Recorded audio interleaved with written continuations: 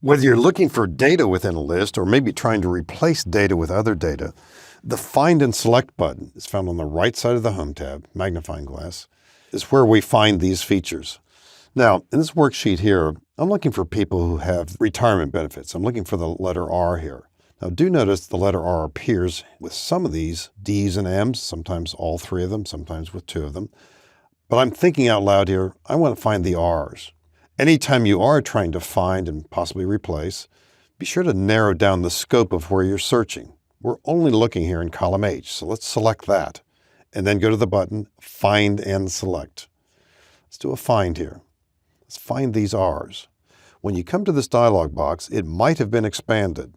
There's an Options button to the right. Sometimes you will want to get to some of these other features, sometimes not. I'll collapse it for now. So I'm looking for a capital R here. I could find next, I'll click this, and the active cell is now H2. Why? Because there's an R in there. Find the next, there's an R by itself, but that's what I was looking for all along. I just want those that are R by themselves. So what can I do here? That Options button, match entire cell contents, meaning I want to find R when that's the entire cell. Put that check on, and now find next. We'll go to the next cell there, that's in cell H6. But we're going to skip over, as I click next here, the entry in row 8 and go all the way down to row 16, where we see an R by itself. So you can imagine certain situations where you do want this box checked. And you can probably imagine scenarios where the data you're looking for must be uppercase or must be lowercase. At certain points, this box needs to be checked as well too. And at other times, you could even be checking for content and a format. If we wanted to find only the R's that have blue backgrounds, we could go into the Format button. So we've got a lot of different combinations here. Now, sometimes what we want to do is find and replace. Let's imagine that this company has decided that they no longer want to use the phrase halftime, because some of the halftime people are really 0.4 or 0.6.